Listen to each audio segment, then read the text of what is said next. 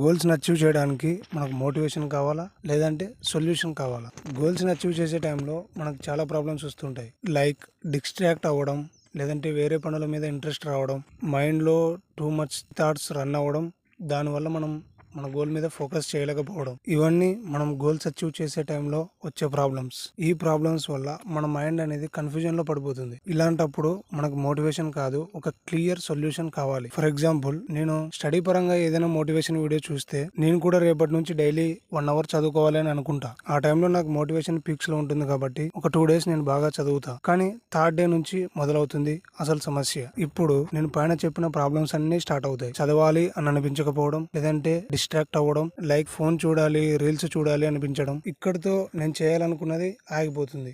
So motivation తో మనం work ని స్టార్ట్ చేయొచ్చు, కానీ లాంగ్ టర్మ్ కంటిన్యూ చేయలేం. సో అందుకనే మనకు వచ్చిన ప్రాబ్లమ్స్ కి ఒక క్లియర్ సొల్యూషన్ కనుక్కుంటే ఆ ప్రాబ్లమ్ ని అక్కడతోనే ఎండ్ చేయొచ్చు. ఈజీగా మళ్ళీ మన వర్క్ మీద మనం ఫోకస్ చేయొచ్చు. ఒకసారి ప్రాబ్లమ్ కి సొల్యూషన్ దొరికిందంటే మన వర్క్ మీద మనం లాంగ్ టర్మ్ గా ఫోకస్ చేయొచ్చు.